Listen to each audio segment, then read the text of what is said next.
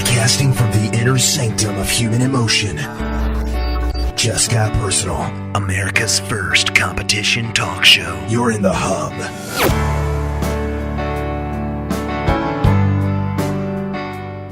Welcome to the Hub Internet Show.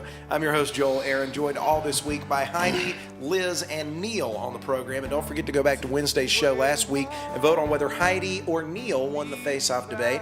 Tune in Wednesday, we'll tell you who won the debate. But this is, talk about, I mean, we admire competitiveness on the program. This is America's first competition talk show, all right? So when things like this come out of the news, like what is happening with the Gloucester recreational soccer league in Ottawa, Canada right now, it really peeves me because it's disincentivizing young, impressionable youth from being competitive as they enter the world. And right now, they are saying in this recreational soccer league, they are instituting a 5-point limit on the number of points that you can get in a game. If you win by more than 5 points in this soccer league, shame on you.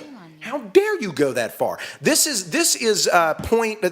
proof positive that the French still have an iron grip on Canadian culture, and it's not going anywhere fast. Hey, Liz, great crepes. Great crepes? Yeah. I'm not familiar. But not everyone can make a great crepe. Ah. Tricky. Well, that's and this is a learning curve. That's so, right. Definitely. But how are you going to learn if you can't compete? That's the point. I mean, you said, Liz, there's a group like this in Georgia and operating in the United States now. There is. There are groups where we want to teach kids that no one wins, everyone's just here to have fun, and that's not quite reality. That goes back to your Twilight. Welcome to the Twilight Zone. Oh yeah. We poison our kids with complacency. We really do. Heidi, I mean, you have children that are more or less grown now. How would they have responded to this if you had trained them up in the way they should go, so that when they were old, they would not depart from it, and then you were training them up this way? Right. I mean, well, I think the focus on individuality has just gone way off the deep end, and I think people need to learn how to be individuals and need to learn how to work within a group of people, and you've got to have both. I think part of this might be from the feminization of everything. I mean, we need men and we need women, and we need to learn to compete, and we need to learn to work as a team, and we need all of these things. There's got to have some balance here, and they're just going way over to one side, and that's not what we need for society. We can't function as adults if that's the way we grow up. yeah, but I mean, isn't humility a healthy trait, character Yes. trait to learn? I mean, don't you learn more the more pathetic you are as a team in this case? I mean, the worse you lose, the more you learn. It's a learning experience. Yeah. Your ever-increasing You need to growth. lose. If you get your booty pummeled, you deserved it, right, Neil? Yes, Am I being exactly. too harsh? No, you're not being too harsh. I mean, yeah, their feelings may be hurt, yeah, but it might light a fire up under their butt to play harder next time. Yeah, You know? And I mean, when you punishing a team, you can't win by so many points. That's really setting kids up for failure, because that kid from India that's competing for an engineering job over here is not going to dumb his resume down. You know what I'm saying? Just so he won't look too good. Yeah. I mean, and if the kids get upset about losing these days in this country, we just diagnose them with a disorder, pump them full of lithium and Depakote and say go home. And we blame them for being the way they are because we don't allow them to do what comes naturally, which is compete to survive. This is survival of the fittest. It's a human trait, right, Heidi? Mm-hmm. Yes, absolutely. We've got to compete. We've got to be challenged. If everything just goes real nice and smooth, and we just smooth everything over for each individual, they will go nowhere. They will have no motivation. Yeah, here's the parallel. Because you see this type of mentality at a very young age, and you see a disincentivization going on here. And I think about how is this any different than discouraging wealth generation, $250,000 or above for a family. So we're gonna Everyone it's like has progressive to be equal. taxation. Yeah, everyone has to be equal. Let's all get along. No one should move forward. No one moves backward. Let's just all take care of each other. Where this country is diverse. Mm-hmm. The diversity is what makes it thrive. What makes it happen. That's why we need a government. We all don't think alike. Yep. My two boys are two completely different, and they compete.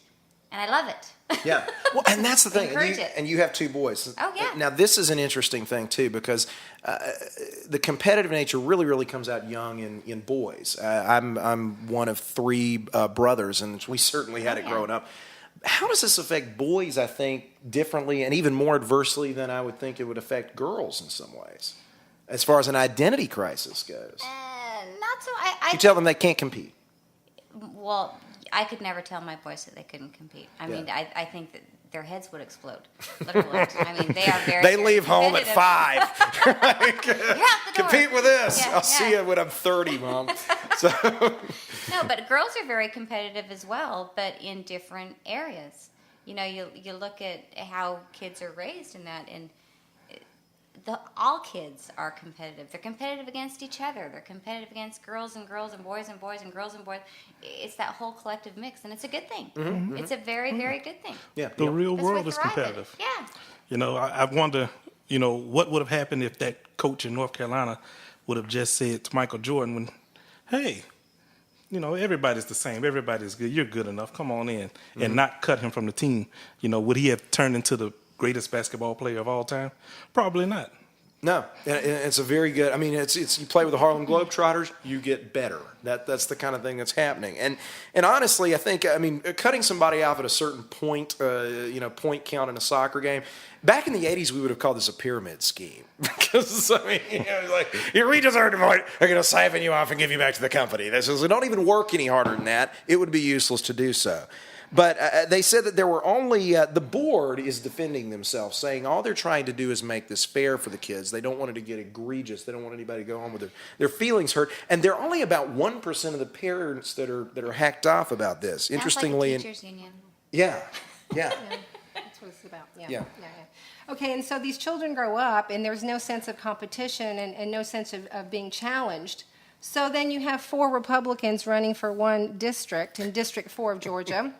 And everyone's coming to visit Georgia District 4 conservatives on Facebook to find out about these 4 conservatives, but they're not saying anything. They're not competing. They're just patting each other on the back, and they're not competing. You need to learn how to do that. You got to compete, Liz. You got to get a little more fire in your belly. I am competing. Got it. She's competing. I get lay off. So anyway. No, I'm competing. Let me tell you, it's Well, we're out there in the front, and I'm tired of people copying me. Come up with your own idea. Yeah. Get another guy who can really give you an endless supply of headlines to go up against in your Quit district. taking my status and changing it a little bit. That's the way it is. I mean, what they didn't say about the 1% of parents that were upset about this is that was the 1%, I think, paying for the welfare for the other 99%. They're the ones that still have money left over for the summer home in Panama. So at the end of the day, you have a certain lifestyle and you have a certain way of doing things, and realizing the reality of the way things are rather than the way you like them to be